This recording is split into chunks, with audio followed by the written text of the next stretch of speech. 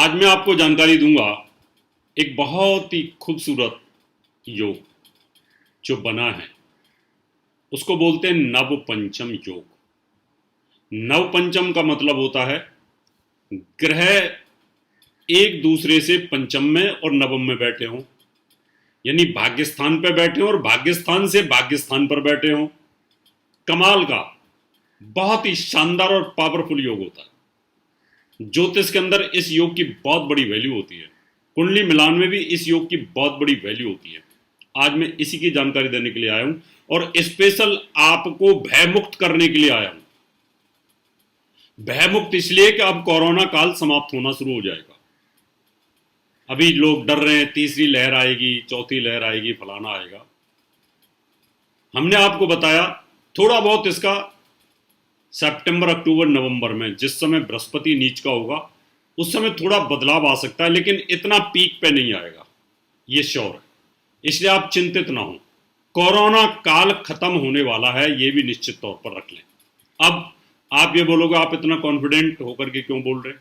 वो इसलिए बोल रहा हूं कि मैंने मई की शुरुआत में और अप्रैल में भी कहा था कि मई में जो भविष्यवाणी हो रही थी कि मई बहुत एक्यूट जाएगा, मई में बुरा हाल होगा। मैंने कहा मई में कुछ बुरा हाल नहीं होगा, कोई एक्यूट नहीं होगा। मई के अंदर ग्राफ डाउन आना शुरू हो जाएगा, और वही हुआ कि मई के अंदर ग्राफ डाउन आना शुरू हुआ।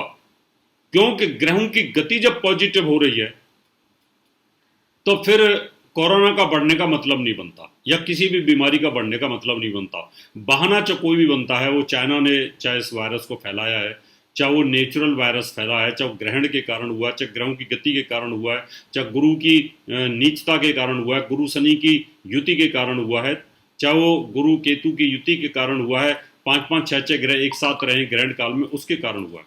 कारण चाहे कोई भी हो, लेकिन ज्योतिषीय कारण यह है कि जब ग्रह ठीक होना शुरू होता है तो फिर कोई भी बीमारी ठीक होनी शुरू होती है और धन की वृद्धि, व्यापार की वृद्धि, सब अच्छा होना शुरू हो जाता है।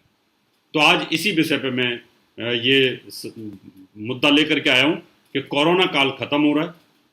अब बात करते हैं कि बुध मंगल इन दोनों पर दृष्टि है गुरु की, यानी ये एक दूसरे से नवपंचम है। नवपंचम योग के अंदर शुभता बनती है। बृहस्पति की दृष्टि अगर है तो वो दृष्टि बहुत अच्छी होती है। बृहस्पति बुध को भी देखता है और अपने मित्र मंगल को भी देखता है। मंगल को देखने से उसका बल बढ़ जाता है। इसका मतलब ये रहा कि कहीं ना कहीं ये योग बहुत अच्छा है।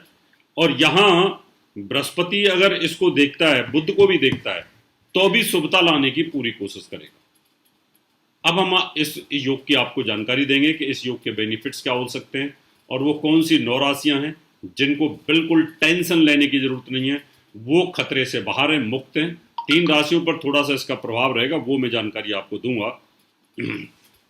चलिए शुरुआत करते हैं, लेकिन उससे पहले आपसे निवेदन करूंगा, मेरा YouTube channel doctor HS. Rawat, आप इसको सब्सक्राइब करें, नोटिफिकेशन बेल को दबाएं, वीडियो को शेयर करें और वीडियो को लाइक करें। अब हम शुरुआत करते हैं मेष राशि से। मेष राशि का स्वामी मंगल तीसरे भाव में है, बुध के साथ है।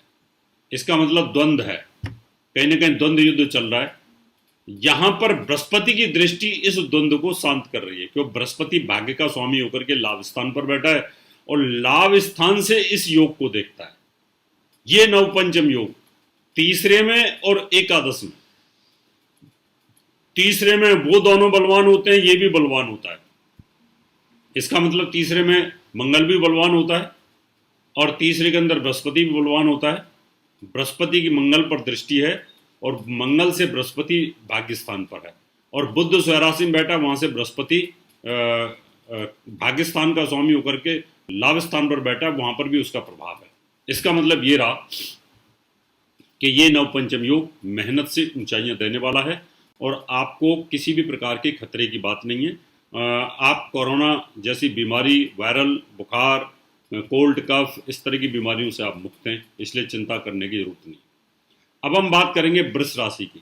वृष राशि के अंदर एक राजयोग बना हुआ है, मालव नाम का राजयोग है, और दूसरा धन भाव के ऊपर बुध बैठा हुआ है।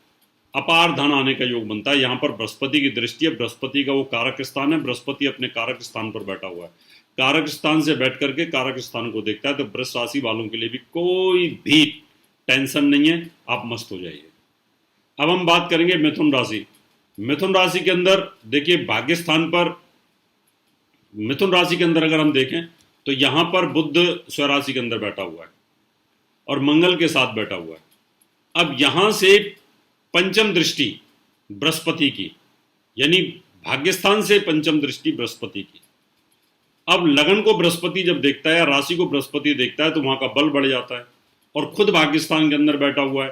तो यहां पर मिथुन राशि वालों के लिए भी बहुत ही शानदार योग, यानी मेष, वृष और मिथुन, आप खतरे से बिल्कुल भी कोई टेंशन जरूरत नहीं है, आप खतरे से बाहर है।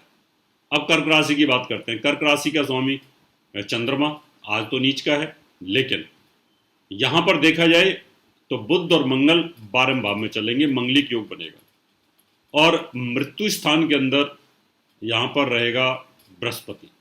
तो कर्क राशि वालों के लिए नवपंचम योग बहुत पावरफुल नहीं आता, इसलिए आपको थोड़ी सावधानी बरतनी पड़ेगी। यहां बृहस्पति के मंत्रों का जाप करें, मंगल के मंत्रों का जाप करें, बुध के मंत्रों का जाप करें। इस योग की शांति के लिए भी आप पूजा पाठ करा सकते हैं, तो निश्चित तौर पर आपको लाभ मिलेगा। सिंह राशि की बात करेंगे।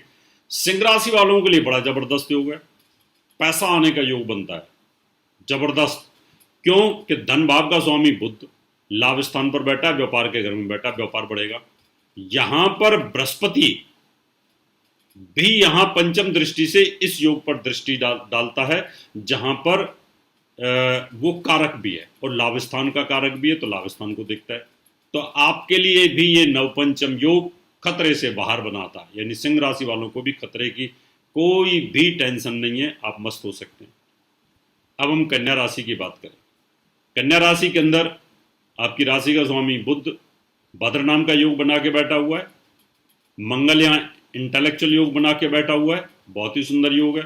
बृहस्पति छठे भाव के अंदर चला गया, तो बृहस्पति की पोजीशन थोड़ी पॉजिटिव ज़्यादा नहीं है, लेकिन वो बल दे रहा है, तो यहाँ पर कन्या वालों के लिए पॉजिटिव योग है। तुला राशि की बात करते हैं तो तुला राशि के लिए अगर देखा जाए तो यहाँ राशि का स्वामी भाग्यस्थान पर है, और तुला राशि का स्वामी अगर भाग्यस्थान पर है तो इसका मतलब ये रहा कि तुला राशि का स्वामी शुक्र अष्टम भाव में है, लेकिन भाग्य स्थान पर बुध बैठा हुआ है। और यहां से देखिए बहुत ही शानदार योग, बृहस्पति कुंभ राशि से 5वीं दृष्टि भाग्य स्थान अपने कारक स्थान पर देखता है, लाभ स्थान कारक स्थान पर देखता है और राशि को भी देखता है। बहुत ही शानदार योग है तुला राशि वालों के लिए भी, तो आप भी खतरे से बाहर हैं।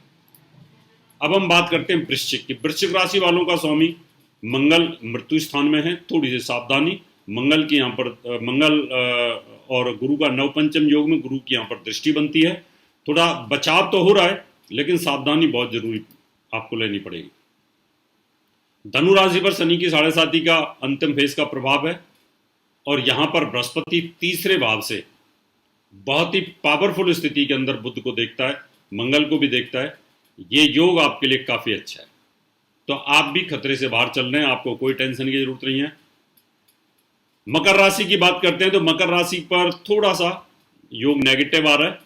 यहाँ पर बुध और मंगल की युति रोग स्थान पर है, रोग की संभावना बन सकती है, और बृहस्पति इस रोग को खत्म कर रहा है वैसे, लेकिन फिर भी सावधानी बरतनी अनिवार्य है। कुंभ राशि वालों के लिए कोई खतरा नहीं किसी तरह का, व्यापार धन दौलत भाग्यस्थान सबके लिए बहुत अच्छा आ रहा है, तो आप भी खतरे से बाहर हैं। और मीन राशि की अगर बात करते हैं तो मीन राशि भी खतरे से बाहर चल रही है। यहाँ पर बृहस्पति राशि का स्वामी बुध और मंगल को देखता है, मंगलिक योग का प्रभाव जरूर बना हुआ है, लेकिन यहाँ पर पॉजिटिव साइन चल रहा है।